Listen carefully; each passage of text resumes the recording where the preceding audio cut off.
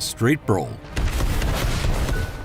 At a recent Bilibili First Look event in Shanghai, I spent a few hours hacking and slashing away at monsters in a land above the clouds, in this frenetic roguelite that marries breathtaking bursts of action and exploration with a deep sense of combat customization. What really stood out for me was the creative combination of weaponry at my disposal.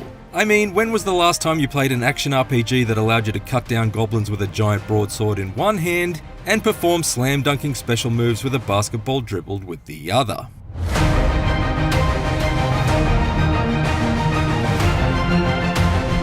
Just why do you have access to an eclectic arsenal of weapons that seem to be stripped out of the pages of a teenager's sketchbook? Well, that probably has something to do with the fact that in Aboveland Rhapsody you actually play as a young child, at least outside of each battle. Here your downtime is spent wandering through the bowels of an interdimensional ship, trading for special potions with the alchemist, preparing meals with a chef that provide buffs during combat, and visiting the tailor to unlock various cosmetic upgrades like witches' hats and aviation goggles for your avatar. The most important NPC to befriend though is the blacksmith, who provides you with a weapon set that combines a standard suite of high fantasy armaments with what appears to be the most wanted items on a grade schooler's Christmas list. Of course there are swords, dual-wielded daggers, and a powerful bow to deal damage with, but there's also a yo-yo, electric guitar, and the previously mentioned basketball to add some slapstick to every monster ass you kick.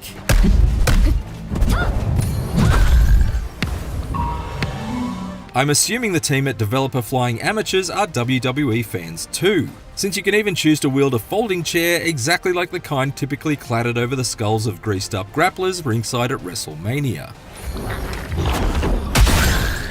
You might say that the developers have employed an everything but the kitchen sink approach to designing your character's arsenal. But since in the early version I played there was only 12 out of the more than 30 weapons set to be available in the finished game, I can't rule out the possibility that there might actually be a kitchen sink or some other random piece of plumbing to wield when Aboveland Rhapsody eventually comes out. It's pretty nuts.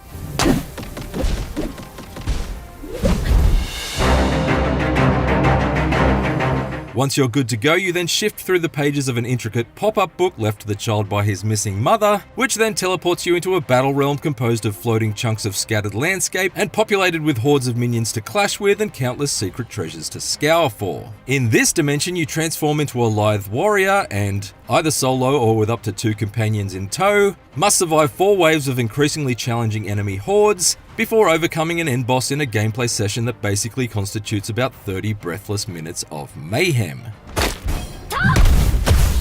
Each wave of enemies you dispatch drops randomized character modifiers that you can equip on the fly, ranging from simply electrifying your weapons to a buff that makes the size of your character slowly grow and become more powerful at the cost of your overall movement speed. Apparently in the full game there will be even more absurd modifiers that turn enemies into sheep, or allow you to literally shout your enemies to death using a headset microphone.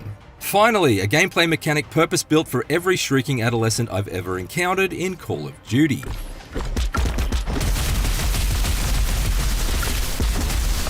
Even without the novel gameplay twists introduced by these modifiers, which I'm told will be close to a staggering 1,000 in number, the weapons are already an absolute blast to use. In addition to standard attacks, each weapon also has 2 special skills that operate on a cooldown timer. For example, the broadsword can deploy an automated turret to help thin enemy numbers in your vicinity, while the folding chair can summon a wrestling ring to rope in the enemies around you and prevent them from dodging your chair swinging attacks.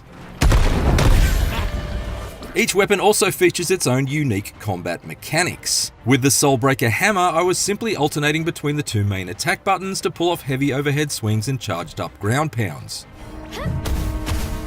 But with the electric guitar, I fell into a completely different rhythm. Quite literally so, since wielding the axe of the fretted kind brings up a tempo indicator at the bottom of the screen. The better you time each strum of the guitar, the more damage you deal with the musical note projectiles that fire out in all directions, as your character knee slides and duck walks around the combat arena like an action role-playing Angus Young.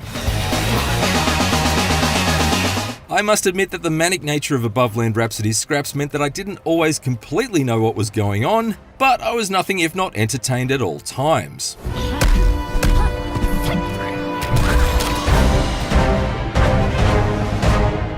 It's worth pointing out that the actual multiplayer component of Aboveland Rhapsody is still very much a work in progress, and many of the features planned for cooperative play were not present in the early build I played. Specifically, the full game is set to allow players to trade items like ability modifiers between them, but perhaps more enticingly, your combat abilities will be far more complementary in a scrap. An example suggested to me by one of the developers was that if two players each had the basketball equipped, they might be able to pass it back and forth in quick succession in order to create a powerful whirlwind to damage enemies with, before finishing them off with one player lobbing the ball to the other for an alley-oop dunk on the enemy's head. To be clear, these concepts are only tentative at this stage, but I'm certainly keen to see what kind of tandem takedowns will end up in Aboveland Rhapsody when it launches. Perhaps you could have a trio of guitarists shredding a harmony solo to literally melt enemy faces with, or perhaps multiple yo-yo wielders could spin up a web of strings and really rock the cradle with pounding pendulum-style attacks. There's certainly scope for some really fun combinations here.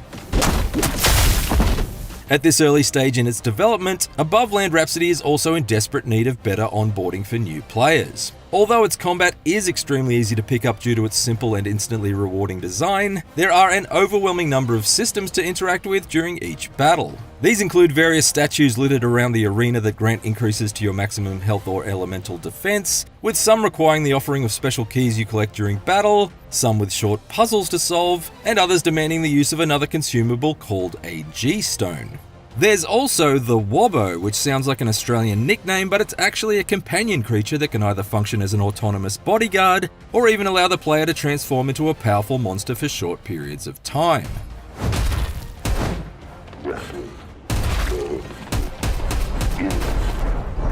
Needless to say, it was quite a lot to process in between the constant hacking and slashing of hordes. But the developers assure me that they're working on an expanded tutorial for the full game that will go beyond the basic introduction included in this preview build.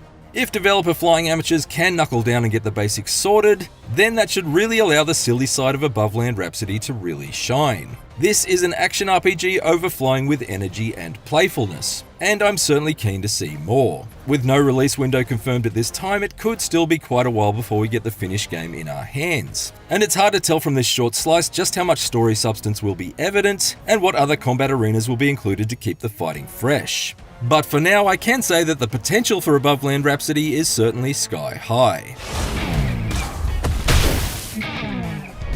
For more previews of upcoming games, check out our hands-ons with Karma Exorcist and Hell Let Loose Vietnam. And for everything else, stick with IGN.